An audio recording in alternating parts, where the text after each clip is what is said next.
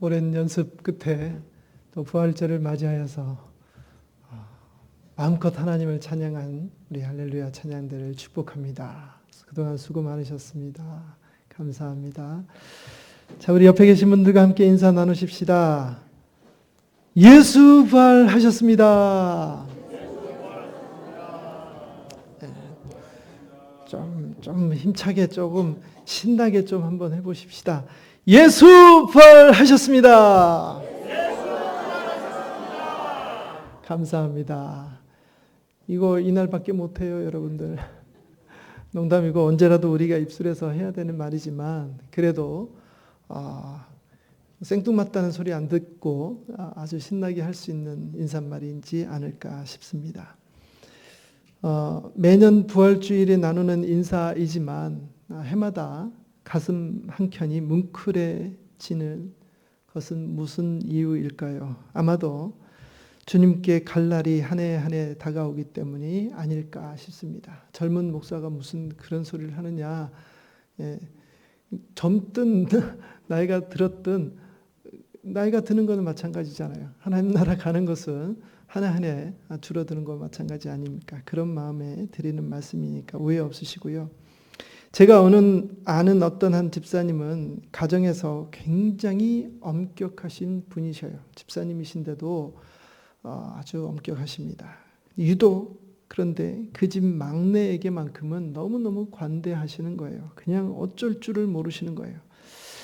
다들 내리사랑이라 그러려니 했는데 어느 날 그 집사님께서 마음에 있는 말씀을 하시는 거예요. 가만히 들어보니까 고개가 끄덕여지는데 뭐라고 하시느냐, 바로 이렇게 얘기하십니다. 저희 집 막내는 저희 부부와 가장 짧게 살다가 헤어지는 거잖아요. 이렇게 말씀하시는 거예요. 그러실 수도 있겠다 하고 고개가 끄덕여졌습니다. 헤어진다는 것이 슬프거나 아쉬운 일인 것은 불변의 이치입니다. 물론 사랑하고 좋아하는 사람들과의 헤어짐일 때 해당되는 내용이기도 하겠지만 아무튼 예수님께서도 이런 헤어짐이 있으셨죠. 가족과 헤어졌습니다. 또 3년 동안 같이 동고동락했던 제자들과도 헤어졌고요. 예수님께서 직접 고쳐주신 수많은 환자들 그리고 귀신 들린 자들과도 헤어졌습니다. 심지어는 예수님을 그토록 미워하고 경계하며 저주하던 사람들, 끝내 예수님에게 누명을 씌워서 십자가형을 당하도록 꾸민 사람들과도 헤어졌고 예수님을 지독하게 고문하고 조롱하던 로마 군병들과도 헤어졌습니다. 거기다가 예수님과 골고다 언덕에서 함께 십자가 처형을 받았던 강도들과도 헤어지셨죠. 이들 중에는 예수님과의 헤어짐이 아쉽거나 슬픈 마음도 있겠지만 그렇지 않은 사람들도 있습니다. 그렇지 않은 사람들은 더 이상 예수님과 관계된 일이 없어지고 모든 것이 빨리 끝났으면 좋겠다라고 여기죠. 전쟁과도 같았던 무자비한 시간은 언제 그랬냐는 듯이 지나갔습니다. 의인 아리마대 요셉의 수고와 헌신으로 예수님의 시체는 세마포에 가지런히 쌓여져 무덤에 안치되었죠. 예수님께서 살아계실 때 입버릇처럼 말씀하신 내가 죽으면 사흘 만에 다시 살아날 것이다 라고 하셨던 그 말씀을 들은 사람들은 혹시라도 예수님의 제자들이 예수님의 시체를 훔쳐놓고 예수님이 살아생전에 하신 말씀처럼 부활하셨다라고 말할까 봐서 무덤 입구를 장정 2명이 겨우 옮길 수 있는 커다란 돌문으로 막았고 그것도 모자라서 군병들이 시시각각 교대를 하면서 지키도록 했습니다. 다 끝났다 여기며 안심하던 유대 종교 지도자들은 안식일 동안 여전히 예수님의 그늘에서 헤어나지 못한 채 무언가 일어날지도 모른다고 하는 그런 불안감에 잠 못 이루고 있었는지도 모르지요. 그렇게 따지면 예수님을 십자가에 못 박아 죽인 일에 가담했던 자들은 예수님이 십자가에서 마지막 숨을 내쉬고 옆구리에 긴 창을 박아 놓는 것을 보고서도 예수님과 헤어지지 못했는지도 모릅니다. 예수님과 헤어지지 못한 사람은 그들뿐만 아니었죠.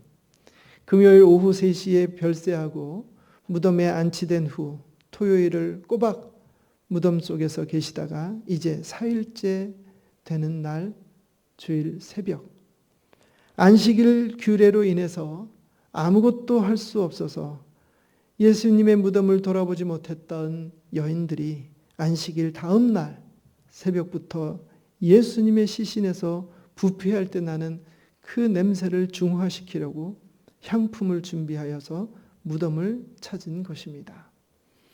살아있는 육체로는 죽음이라는 것으로 인하여서 영원히 헤어졌지만 사랑했던 예수님과의 추억 그리고 기억들과의 헤어짐은 그렇게 무 자르듯이 단칼에 이루어지는 것이 아니죠.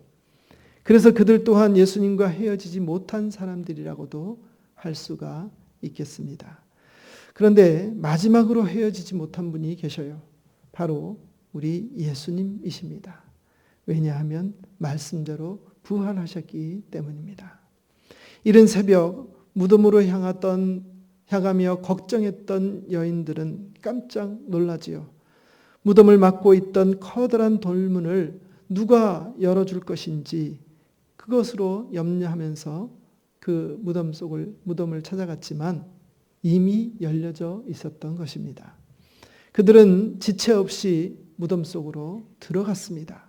그리고 자기들이 하려던 향품 바르는 일을 하기 위해서 예수님의 시신을 찾았지만 시신을 찾을 수가 없었지요. 여인들은 시신을 찾을 수가 없자 근심합니다. 진짜 누군가가 시신을 훔쳐간 것인가? 예수님의 시신조차 없어 잃어버렸다면 우리는 어떻게 해야 하나? 이 일로 유대 종교 지도자들이 자신들을 추궁하면 의심하면 어떻게 해야 하나? 온갖 생각들로 머릿속이 복잡해지는 것입니다. 그런데 언제 왔는지 찬란한 옷을 입은 두 사람이 곁에 서 있는 것이에요.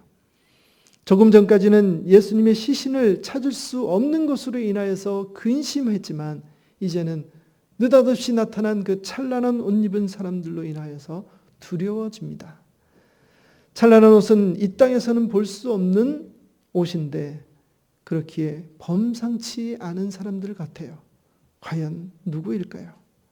인기척도 없이 언제 우리 곁에 오셨는지 분위기에서 풍기는 기운이 이 세상의 기운은 아닌 듯합니다. 이들이 무덤문을 열었다면 과연 무엇 때문에 무덤문을 연 것일까요? 예수님을 어디로 옮긴 것일까요? 이들의 목적은 무엇일까요? 쉬지 않는 질문들이 머릿속을 맴돌고 있습니다. 두려워하고 있는 여인을 향해서 찬란한 옷을 입은 자들이 예수님께서 제자들에게 하셨던 말씀을 기억나게 합니다. 여인들은 그제서야 예수님의 시신을 누가 옮긴 것이 아니라 예수님께서 부활하셨다는 것을 직감하게 되지요. 그들은 그 즉시로 사도들이 있는 곳으로 달려갑니다. 그리고는 그들과 함께 있는 모든 사람들에게 예수께서 부활하셨다 증언합니다. 역시 그 누구도 믿지를 않습니다. 제자들조차 여인들이 사랑하는 예수님을 읽고 상심하여서 착각한 것이 아닌가라고 하며 오히려 혀를 끌끌 차지요. 온 이스라엘이 다 지켜보는 가운데 그것도 골고다 언덕에서 혼자 사형당하신 것도 아니고 옆에 양옆에 죄수를 끼고 그렇게 같이 사형당했고 신실한 아리마대 요셉의 손에 의해서 그의 무덤에 안치되었 것이 엊그저인데 무슨 소리 하느냐 하는 것이죠. 이때 베드로는 뭔가 번쩍 떠오르는 것이 있었습니다. 빠른 걸음으로 무덤을 향해 달려갔습니다. 여전히 무덤문은 열려 있고 그가 굽으려 들여다 보았더니 예수님의 시신을 쌌던 세마포만 덩그러니 놓여져 있는 것을 확인하게 된 것이죠. 성경은 베드로가 그 된 일을 놀랍게 여기며 집으로 돌아갔다라고 기록을 하고 여기서 모든 이야기를 끝냅니다. 사랑하는 아천의 교우 여러분, 부활주의를 맞이한 오늘 누가복음 24장의 첫 이야기를 현실적으로 풀어서 말씀드려 보았습니다. 저는 오늘 본문에서 주의 깊게 본 구절이 여인들이 무덤으로 들어가는 그 장면과 베드로가 여인들이 전해주는 소식을 듣고 무덤으로 들어가는 장면에 집중해서 묵상해 보았습니다. 앞선 이야기에서 나눴지만 여인들은 예수님께서 부활하셨으리라는 생각을 1도 하지 않고 그저 생명은 꺼져서 헤어졌지만 예수님과의 추억이나 기억은 남아있기 때문에 그것 때문에 예수님을 다시 찾아서 무덤으로 들어갔던 것이죠. 그러나 베드로는 그런 여인들의 증언 때문에 예수님께서 하셨던 말씀이 떠올라서 그것을 확인하러 무덤으로 달려가서 과연 그것이 사실인지를 확인했다 하는 것입니다. 우리가 주목해야 할 점은 여인들과 베드로가 무덤을 찾은 목적이 달랐다라고 하는 것이에요. 물론 여인들이 예수님의 부활 소식을 가장 먼저 들었던 것은 사실입니다. 오늘날 저와 여러분들은 여인에게 소식을 들은 베드로와 같은 입장에 놓여 있는 것은 아닐까요? 아직도 여인들처럼 예수님과의 추억이나 은혜 받았던 기억에만 갇혀 있는 사람들은 혹시나 없으신가요? 오늘 예수님께서는 예수님과 아름다운 시절을 보냈던 그때 그 기억 속에만 안주하고 매몰되어서 정지되어 있는 사람들을 찾은 것이 아닙니다. 비록 부활 소식을 맨 처음 듣지는 못했지만 예수님께서 부활하셨다는 소식을 듣고 그것이 과연 사실인가를 확인하고 그것을 확인한 후에는 그 삶을 180도로 바꿔서 주 예수를 전하고 구원과 부활을 전하는 변화된 삶을 살아야 한다 하는 것이에요. 부활이라는 것, 그것은 하나님께서 온 인류를 위하여 대신 죽어주셨고 그것을 믿는 이들이 맞이하는 감격과 은혜의 선물입니다. 그냥 과거의 기억 속이나 추억 속에서 꺼내드는 감정의 산물이 아니라는 것입니다. 부활은 죽음이라는 모든 것과의 헤어짐이 있고 난 다음에 맛보는 은혜이고 축복임을 우리는 잊지 말아야 하는 것입니다. 여전히 주님과 함께했던 추억들, 은혜의 기억과 헤어지지 못하고 매여 계시지 마시고 주님의 부활의 소식을 전해 들었다면 과거의 죄인된 내 모습과는 완전히 헤어져야 하는 것입니다. 과거의 잘못된 습관에서 완전히 벗어나야 하는 것이에요. 그리고 부활의 은혜, 부활의 선물을 아직도 모르는 사람들에게 전해야 하는 것입니다. 거기에 온 힘을 쏟고 온 마음을 다하시는 아천의 모든 교우들 되시기를 주의 이름으로 간절히 축원합니다. 이 시간 입교식을 거행하겠습니다.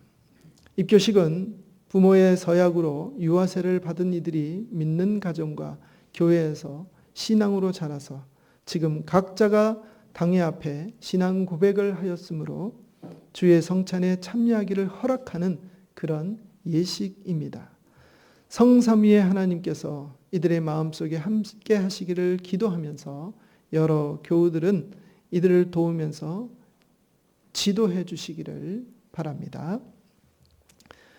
말씀을 읽겠습니다. 그러면 무엇을 말하느냐? 말씀이 내게 가까워서 내 입에 있으며 내 마음에 있다 하였으니 곧 우리가 전파하는 믿음의 말씀이라. 네가 만일 내 입으로 예수를 주로 시인하며 또 하나님께서 그를 죽은 자 가운데서 살리신 것을 내 마음에 믿으면 구원을 받으리라. 사람이 마음으로 믿어 의에 이르고 입으로 시인하여 구원에 이르느니라. 아멘.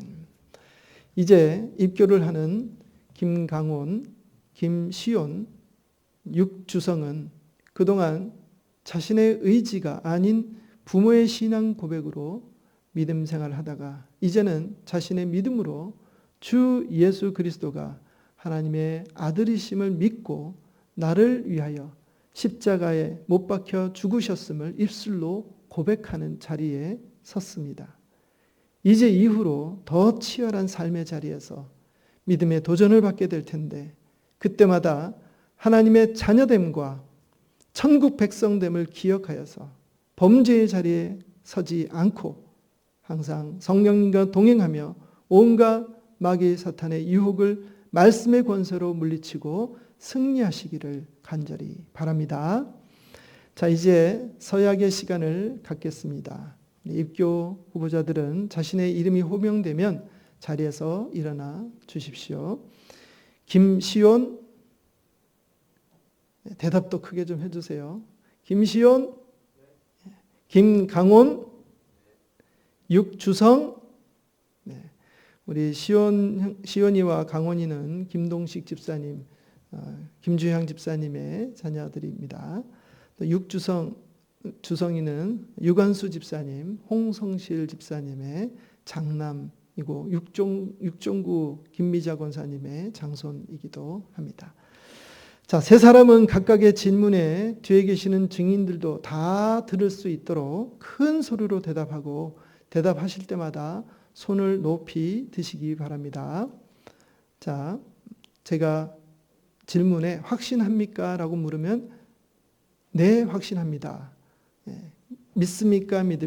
물으면 네, 믿습니다. 이렇게 대답하면 됩니다. 자, 여러분은 유아 세례를 받을 때에 부모님들이 대신하였던 신앙 고백과 서약을 이제는 장성하였으니 자신의 것으로 확신합니까? 다시. 여러분은 유아 세례를 받을 때에 부모님들이 대신하였던 신앙 고백과 서약을 이제는